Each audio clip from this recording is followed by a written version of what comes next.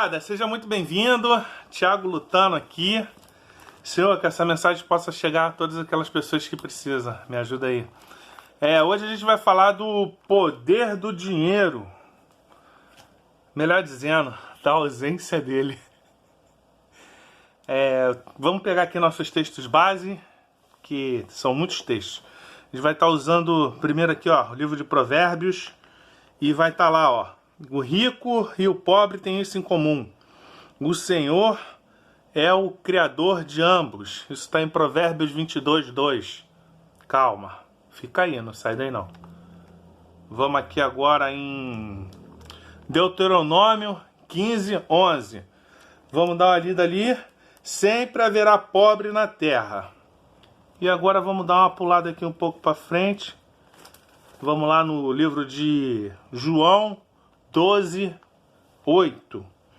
Pois os pobres sempre terão consigo. Vamos fazer uma ilustração aqui muito rápida. O livro de Deuteronômios está no Velho Testamento. Aqui é o que eles chamam período da lei. O livro de Mateus, Marcos, João, ele é o Novo Testamento. São os livros escritos pelos apóstolos. Qual é a diferença aqui? Jesus já está na terra e já está pertinho de morrer, pelo menos nesse finalzinho aqui. Está indo lá para o Getsêmani, lá para a cruz. Eu vou explicar o contexto histórico e a partir do momento que eu fizer isso, a gente vai dando segmento aqui na ideia que eu quero trazer para vocês. Vamos aqui pegar outra cola aqui. O que acontece? Lá no livro lá de Deuteronômios, Deus está trazendo uma ideia de que não deve haver pobres entre o povo de Israel, entre os israelitas.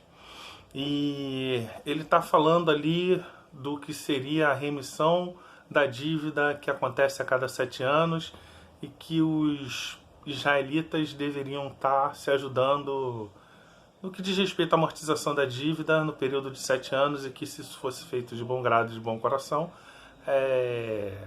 o Senhor não iria se insuflar contra eles. Se fosse de modo diferente, ele poderia sofrer a ira do Senhor. Essa é a ideia geral do primeiro contexto. E aí, quem seriam os pobres? Os pobres seriam os não israelitas, os estrangeiros. Então, de um modo geral, no Antigo Testamento poderia haver pobre. Vou dar as explicações e depois eu vou entrar na ideia geral do contexto.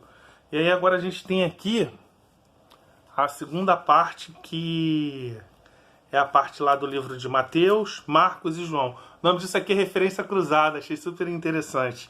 Que é quando os mesmos versículos ou os mesmos textos apontam na mesma direção.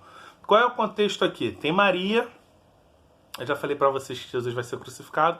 Então tem Maria. Maria pega um perfume muito cheiroso, muito caro, quebra o vaso e derrama aos pés de Jesus e limpa e seca os pés dele. Tá tendo uma festa lá na casa de Lázaro lá. Tem um vídeo aí de Lázaro no canal. Vou ver se eu deixo um card. Mais ou menos aqui. E aí o que acontece? Tá todo mundo lá na casa de Lázaro e Jesus está se preparando para ir lá para o Getsêmani, para a crucificação. Então ele está sendo basicamente ungido para isso nesse momento. E aí vem Judas Iscariotes, o ladrão. Ele que tomava conta das finanças, e aí ele vem com essa desculpinha de estar cuidando dos pobres. Não que isso seja importante, isso é muito importante, mas no contexto aqui, a própria palavra de Deus diz que ele era ladrão, fazendo uma menção desonrosa a ele, porque o real intuito dele era vender o perfume e surrupiar algumas moedas. Então o que eu estou querendo dizer aqui? Que em vários momentos da Bíblia, tanto no Velho Testamento como no Novo Testamento, vão existir pessoas pobres. E que para Deus isso não tem a menor diferença. E isso está no livro de Provérbios. Isso só importa para a gente. Então, quando a gente fala o título do livro, O Poder do Dinheiro, a gente está fazendo referência a exatamente isso. De que nada importa você ter ou você não ter dinheiro. Porque o rico e o pobre tem isso em comum. O Senhor cria ambos.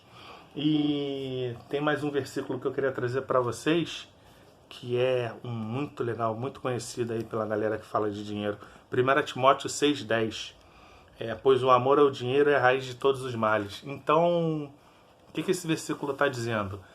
Que o problema em si não é você ter dinheiro, não é você ter dinheiro, mas você amar o dinheiro mais do que as outras coisas. E aí que chega no ponto cerne do nosso vídeo de hoje. Ó. Eu acredito que você está se frustrando sendo que a Bíblia disse que você poderia ser. Vou melhorar isso que ficou horrível. Está se frustrando sendo o que a Bíblia disse que você pode vir a ser. Eu não estou aqui nesse momento falando das pessoas que são pobres no sentido da salvação, que elas não têm a salvação. Eu estou falando das pessoas que são frustradas, porque hoje a gente tem uma mídia muito avassaladora, dizendo que você tem que investir em bitcoins, que você tem que ter ações, que você tem que ser um cara rico, que existe o evangelho da prosperidade, que você só vai ser realizado quando você tiver algo, quando você conquistar algo, que você tem que ter sua casa, que você tem que ter seu carro, que você tem que ter um relojão para estar mostrando lá no Instagram. E muita gente se frustra por não ter essas coisas. Então, o título desse vídeo é o poder do dinheiro, não no sentido do poder de compra do dinheiro, mas sim o poder que ele exerce nas pessoas. Você tem esses três aspectos na Bíblia. Um onde o povo de Israel vai prevalecer sobre as outras nações, então você tem o contexto do dinheiro.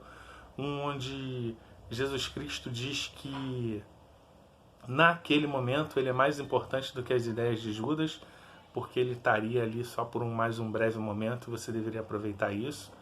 E você tem um terceiro momento onde Deus diz que cria tanto os pobres como os ricos. Então, eu não sei se você vai ser pobre, eu não sei se eu vou ser pobre, mas não permita que isso seja um problema. Não permita que isso seja algo que vai roubar a sua felicidade.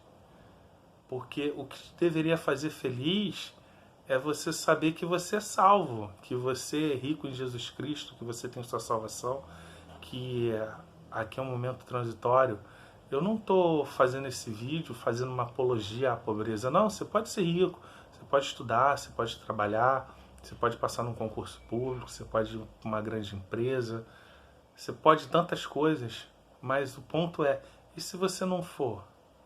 E se você for um daqueles que serão açougueiros, manicures, motoristas de ônibus?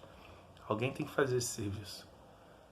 E é aqui que eu entro para dizer para você, seja feliz e agradeça ao Senhor. Agradeça ao Senhor por Ele estar cuidando da sua vida, da sua família. Não é porque você não vai ter aflições nesse mundo que você deve ser uma pessoa triste. Existe uma diferença entre você ser rico e você ser pobre.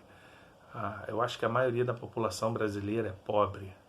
E tem muita gente que é frustrada por causa disso. E aí fica postando foto da sexta-feira no Instagram e fica deprimido na segunda-feira, contando os dias para chegar sexta-feira de novo, para viver uma vida que muitas das vezes não é uma vida que Deus se agrada, não é uma vida que Deus tem para ele. Acho que você tem que contemplar mais os bons momentos. Vou fazer uma referência agora à minha discipuladora. Você tem que contemplar o belo. E o belo não está no dinheiro. Salomão, que é um dos homens mais ricos que já existiu, se não o mais, ele falava que tudo era vaidade, que os lírios do campo são extremamente lindos, mais lindos do que qualquer veste. Ele contemplava os lírios do campo. Então, tem tanta coisa assim pequena que a gente deixa passar. Você vê os ensinamentos das pessoas dizendo que o importante não é onde você vai chegar, mas como que você vai chegar, o caminho que você percorreu, as batalhas que você lutou, as vitórias que você teve. Ele está falando do caminho, não do final.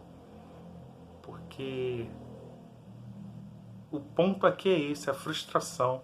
Não permita que a ausência do dinheiro ou a ausência daquilo que a mídia te pressiona a ser, ter ou estar, ficou pesado, né? Ser, ter, estar. A pressão que a mídia, Facebook, Instagram, sabe, esse discurso da prosperidade, se agarra no Evangelho de Jesus Cristo, da salvação. Isso aqui é tudo transitório. Quando você morrer, você não vai levar nada. Absolutamente nada. Do pó ao pó. É isso aí, galera. Se você quer me ajudar, faz o seguinte. Indica o livro aí de Mateus para alguém que você conhece. E se ele não tiver uma Bíblia, compra uma Bíblia para ele. Forte abraço. Fui.